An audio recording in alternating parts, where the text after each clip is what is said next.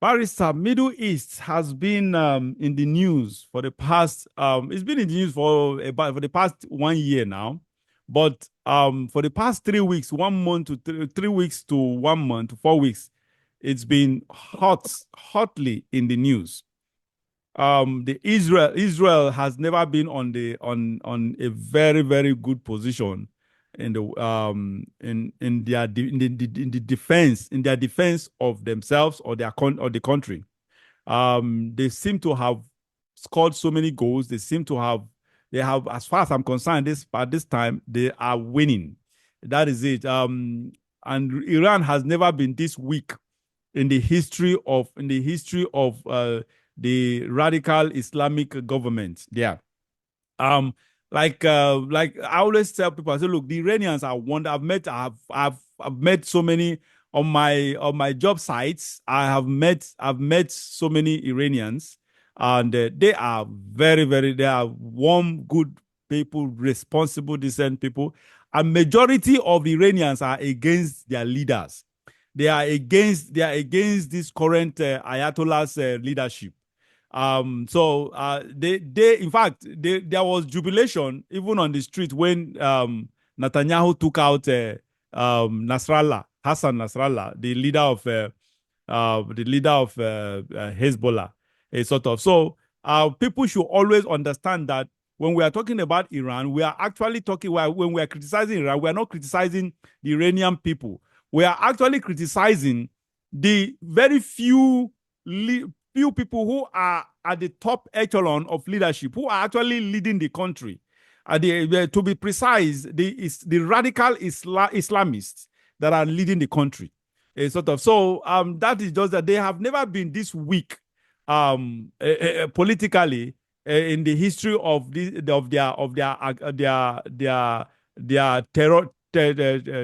terroristic activities for the past over 40 years now.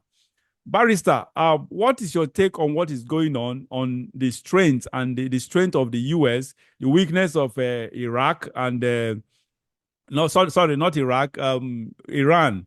Iran it's never been this weak and weak in the sense that Hezbollah is being dealt a very severe blow.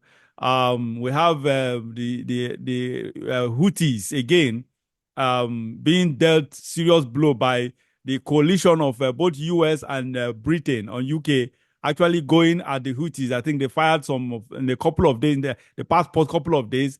They've been sending some barrage of bombings towards the Houthis, sort of. So, what is your take on this whole thing? And remember, Israel has not only eliminated Hassan Nasrallah, they have eliminated the entire chain of command up to the 12th person in line of succession, including even the most recent one. I don't know, this morning, I've not even checked the news this morning, but as at yesterday, the overwhelming rumor is that even the one that succeeded Nasrallah, the latest one, the newest one, has not even he has not even succeeded. They were about crowning him as the leader of the successor of Nasrallah, who is actually, I think is it cousin or they are related somehow? I think they should be. It's a cousin to the late Nasrallah, Hassan Nasrallah. That the overwhelming rumor in the media is that because we had 2 days ago, Israel there was serious bombing that occurred by the Israelites at Beirut. So the rumor is that even that leader, the one that was supposed to succeed Nasrallah, had been killed as well. Barrister, what's your take on all this? Well, the Middle East situation is a very long-standing one. Iran has sought to create a ring around Israel by using surrogate forces from Yemen, from Syria, from the West Bank, and from Gaza. They have created and Iraq. And Iraq. The most potent of these their surrogate is Hezbollah, and they want a situation of deniability. Okay, somebody attacked Israel, they will say it's not us. But everybody know, the international community know, everybody know that they are the ones who organize and supply these surrogates with firepower, with finance, with military power, and whatever. Hezbollah, for one, they work closely with military advisors from Iran. Even on the day that Hassan Nasrallah was killed, an Iranian general was killed along with them when they were meeting at their headquarters. An Iranian Revolutionary Guard general was among those killed in that airstrike. So the Iranian generals always coordinate the activities of Hezbollah. And now they are doing the same thing with the Houthis in Yemen. However, in the past months, it is almost like Iran has been exposed.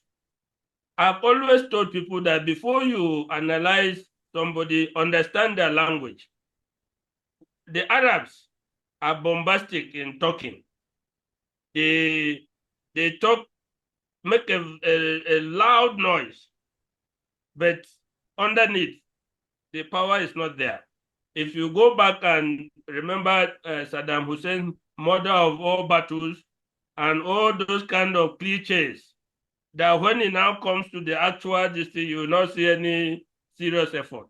That is the way I consider when Iran is talking, when Iran is threatening. Of course, they have done themselves very well militarily. Because of sanctions, they went back and tried to build their own military, tried to build a missile system as the focus of their military power.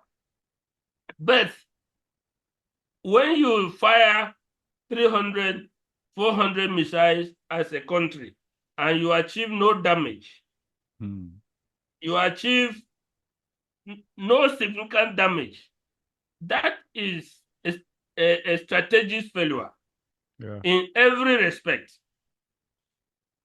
If this is the second time in April when they fired about 400 missiles, and this present time, the bases, the military bases that they targeted are operating, aircraft are taken, the F-35 military jets that are housed in this are still taking off and landing, which means that they have not destroyed the base. So using 300 or 400 missiles to attack Israel has not achieved any strategic purpose. But if Israel today were not restrained, or is not being restrained by the United States, by the West, to calibrate its reply, you will see something different. It will not, with little force, they will achieve massive damage. Even without the actual military force, in the kinetic fighting, you saw what they did by exploding pagers, by exploding phones. They, on that basis alone, they took out more Hezbollah fighters than even the 2006 war that they fought with Hezbollah, the physical war they fought. They did not kill as many people as the ones they killed by this kinetic strike, by exploding pagers and telephones. And you can trust that they have other asymmetric attacks that they have not exposed that may come to fruition sometime later. They have decimated. Hezbollah has been shouting, and the shout has scared the West. The shout has scared a lot of people. We have 150,000 missiles aimed at Israel. We have well-trained. Israel enters Lebanon, is their dead zone. They have been shouting all this thing, and this has scared the West. They say, look, these people are a very powerful force. But without firing a shot, look at what Israel achieved. And then by airstrikes, they have decimated virtually the entire command structure of Hezbollah. There's no comparison. Yeah, You cannot compare the according strength to report, they have depleted up to 50, as of 2 days ago, up up to to 50% 50%. Yes, of the of missile their military strength. Yes, arsenal missiles. Yeah. of Hezbollah. So there's no basis to compare the power of Israel and that of Iran. There's no basis. Iran may have a far, far larger population. They may have more military. They have about 600 and something thousand active duty military personnel, 350,000 non-active duty, the ones reserves that can be called upon. But you see, Israel has just about 160 active duty soldiers and 400,000 reserves. The disparity in the number of troops, the disparity in the population is counterbalanced several times over by technology, by determination, and by strength of Israel. So for me, I have never seen equality or near equality between Israel is far, far superior to No, Iran. but no, nobody is contesting that. No, I don't think nobody is arguing that. So But the what happened now is an embarrassment to Iran. They are trying to put a brave face. They are trying to put a brave face to what they did, but any reasonable and discernible observer knows that they are no match for Israel, and they can talk and bluff, but if it comes to the real action, they are nowhere. Yeah, and they were able to achieve this because they ignored the US. If they hadn't ignored the US, because US, even they took US by surprise in Hezbollah with the issue of Hezbollah. Even US, I think when they actually killed Hassan Nasrallah, they didn't inform US either. But according to reports, they said they were already pilots were already on the air. They were already on the air, so just few minutes away when they sent message to Pentagon that about their action. So they knew quite all right.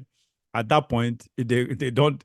It will be very it was obviously too late Of for course, they them know to. Iran has spies in the US, Yes, and then correct. even the US government, they pander to Iran. Yeah. Already now, in the approach to how Israel will react to this latest round, you hear President Biden saying, "Don't attack Iranian nuclear sites. Yeah, just Don't giving the attack expo. I'm their telling you. oil. Don't attack their I'm oil, telling you. Wow. this energy sources. They are already trying to constrain Israel Israel.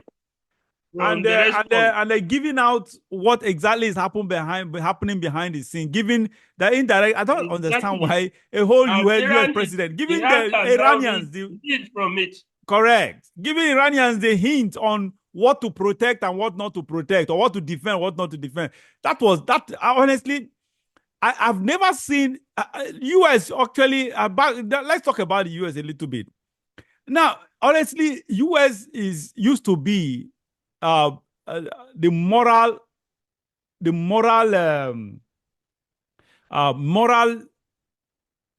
model of the world those days. But what we have seen lately, it's been happening over the years. It's been sliding downwards. But in the past almost 4 years of Joe Biden, it has really manifested. It has exploded in a very clear way.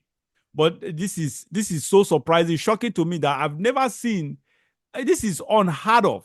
Not even a third world country will you see people, leaders, presidents, or leaders of of a certain country actually publicly acting in unpatriotic in treasonous ways, ways that are detrimental or inimical to the country they are ruling. Honestly, this is exactly what is happening under Joe Biden. That I don't honestly, their actions, their everything about what of this that these people have done can it can only be defined as treasonous. I don't see any. What is treason? Barrister, we all know you're a lawyer. Treason is so you don't even need lawyer to interpret that. Treason is just an act of unpatriotism. That is just it. An act of something you act in a way that is detrimental to your country, to the interests of your country. That's treason. That is just, it's not just overthrowing the government that is treason. It's not just overthrowing president or heads of states that can be referred to as treason. But by law, treason. It's a whole lot of things. Giving comfort to our enemy. Correct. There is a whole lot of this thing. Yeah, that's the point. Against the national interest. That is it. So, in my own opinion and judgment, Biden and his cohorts have committed treason as far as I'm concerned, because everything it's about open borders that has been so detrimental to the country. It's about wars that are detrimental to the country. It's about decisions, Middle East decisions, excuse me, that are detrimental to the country as well. It is just it is unbelievable that we see leaders, U.S. leaders for that matter, actually acting in treasonous manner. Yet people are not even calling them out on this, and nothing is happening to them. I just hope, not even hope, I know definitely Nigerians, US citizens are not dumb. Sometimes, although I sometimes what Joe Biden, what his government is doing now have been done repeatedly and it has not worked. Why they continue with that approach, I don't know. The approach that President Donald Trump started was already showing signs of success. If he had continued in office, probably we would have had a measure of peace. What he did was, I will leave the Palestinian issue and achieve a rapprochement between Israel and majority of the Muslim countries around it. Then eventually, when Israel is safe, when Israel has security, by this rapprochement of all these Muslim countries, we can return to the Palestinian issue. Because without assuring Israel of security, there can be no settlement of the Palestinian issue. So he started always, the Arabs before have insisted that for any rapprochement with Israel to be done, the Palestinian issue must first be resolved. Donald Trump came with a different thing. Let's first have a rapprochement with Saudi Arabia, with Kuwait, with the UAE, with all these Arab, Morocco, Tunisia. And all of them were falling in line. Yeah, they were already falling in line. So by the time they would have gone around, Iran would have been isolated and they would have had no choice. After doing that, you can come back and sort out the Palestinian issue. If Israel feels safe enough, the problem can be settled. But the approach by Joe Biden has been done repeatedly by previous yes, now because it has never worked. Yeah, because they don't want it to work. Barrister, you and I know that they don't want it to work. It is only Donald Trump who came with all sincerity to actually make it work. Other presidents, other US presidents never wanted it to work because you know why? The military complex, industrial complex. Those people are so corrupt. They love wars. It puts money in their pockets. These are the only people. You see, that's why they hate. They are always ganging up against Donald Trump. That's why they hate Donald Trump, because Donald Trump didn't listen to them. and all those lobbies, Donald Trump didn't listen to them. That's why you see the powers that be and the money bags in the U.S. society, they are against Donald Trump because he never listened, and he does not listen to the bureaucrats. He doesn't listen to those people. All he does is what interests the country. He's just a really very, very strong patriot. And that is just it. So they never wanted that. They know what to do, but they wouldn't do it because they don't want it to succeed. I remember when it comes to this issue of pharmaceuticals, pharmaceutical industry has been very, very, very aggressive in their corruption. They do a whole lot of so many things, inflate drug price, and kind of circumvent the process that leads to actually checkmating or verifying or authenticating what they are doing, what they are manufacturing, what they are producing. A sort of, so they did all that during Donald Trump. Donald Trump didn't give them that leverage, didn't give them that breathing space. He tried to squeeze them, and that is just it. All these are the people, are the elements that are actually ganging up against him, and that's just the reality. The military industrial complex, the pharmaceutical industrial complex, all the complexes, or you name them or whatever, they are the ones they prefer to do things. Everything, their interest has always been the interest that is against the masses, against the interest of the generality of the populace. That is what they are always, that is what they stand for. And that is why virtually all of them, if not all of them, majority of them are actually against, they are sponsoring Kamala Harris against Donald Trump. And unfortunately, they will not succeed because if Donald Trump misses it, just like Elon Musk has been saying, if Donald Trump does not win the election, America is doomed.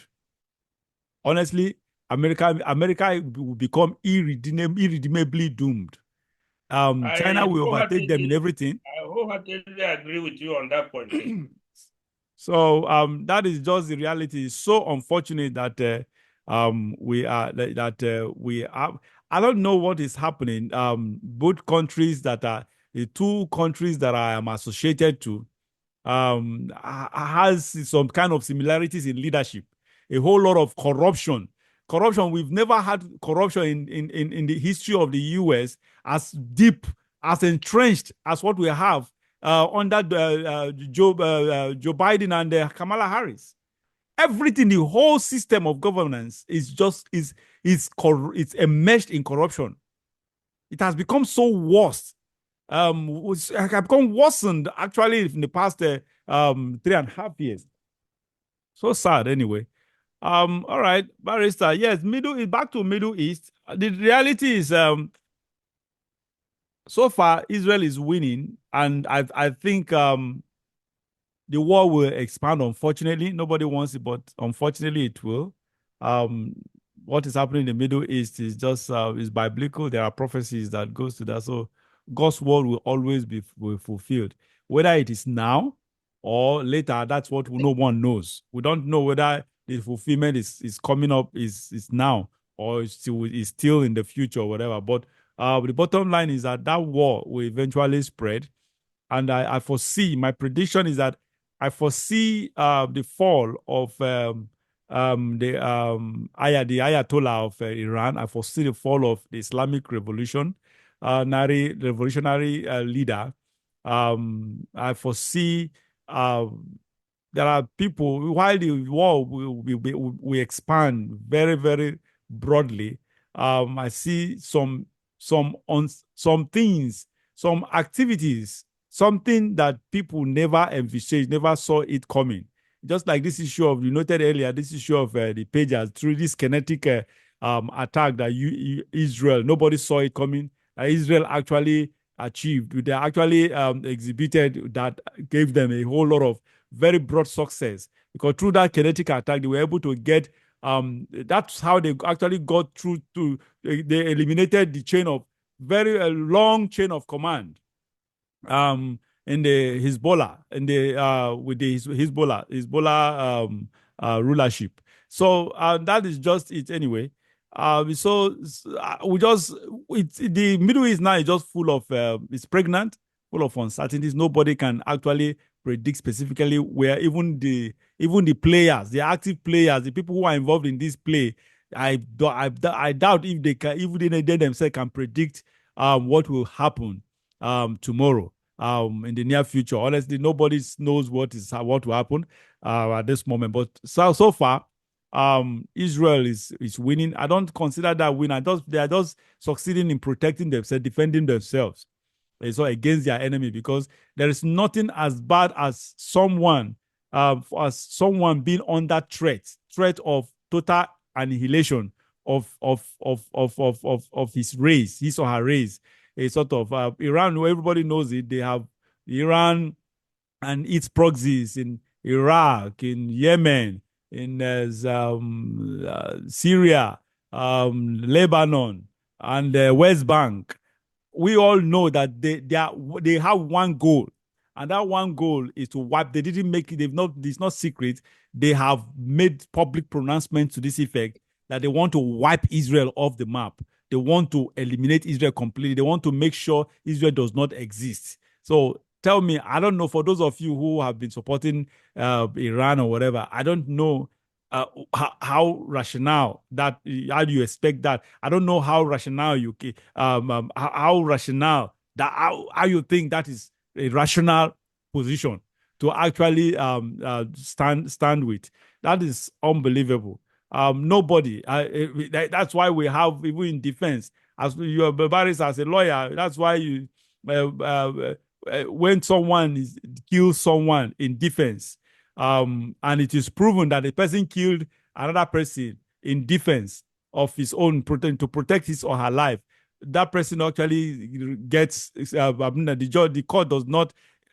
I think the if let me even ask. I think that is the reality. The court acquits that person. No punishment, right? Well, there are certain degrees of No, barrister. I asked a direct question, and that direct question is: the moment it is proven that someone, they say, it's proven beyond reasonable doubt, unambiguously. If you acted totally in self-defense when your life was at stake, yes, when your life was threatened, you have not committed any crime. Period. So that person will be acquitted. That's just the reality. And so that's exactly what Israel has been doing all their lives. And people will say they occupied someone's. Again, that's a long whatever. We have a disagreement on that, a sort of. But that notwithstanding, let's even assume they occupied someone's territory. Will that amount to someone, other person, threatening to wipe them off the map? Sort of. So anyway, I think I had a monologue on this issue of Israel and why people should not mess with them, because they are not just ordinary people. They are God's the apple of God's eye. That's what the Bible calls them. So they may not be perfect. I don't consider them to be perfect. Like I said, I've met Israel, the Jews, the average Jews. They don't. I don't like their principles. Actually, why? Because an average Jew consider himself or herself better than you, than other races. That's just the truth. They always don't, they don't live amongst others. They always live with themselves. They isolate themselves. Everywhere you see them, there is like in Maryland, you see them, they have a Jewish community or whatever. Anywhere they live, they are always together. They don't mingle with others. And their way of life, they don't mingle, and they just consider themselves as superior human beings. So, but again, I don't like that part of them. But at the same time, I'm just being on the side of God. And as long as who am I to judge people, to condemn someone that God has not condemned? If God says they are His apple, the apple of His eyes, so who am I? And that's why I'm just on the side of God. That's why I'm supporting them. I don't like some of their beliefs, but that is what it is, and we just have to take it that way. All right, barrister. In case if you don't have any other thing to say, I think we'll close this show for today. Oh, for as long as the enemies of Israel believe that they will achieve what they want by force, the situation in the Middle East will continue. Yeah. Because number one, they cannot overrun the state of Israel. Number two, Israel has the means to destroy them, but they don't at the moment have the means to destroy Israel. So if they have people with wisdom among them, they should jettison the force or military action They will and not. seek for peace. They will not, That's unfortunately. Unfortunately, will not. All right. All right. Thank you so much, Barrister. Thank you for your input and everything you have just said so far. So insightful. God bless you. Thank you for joining us once again today, as always. right. Remember, and viewers, this brings us to the end of the show. Thank you and remain blessed, everyone.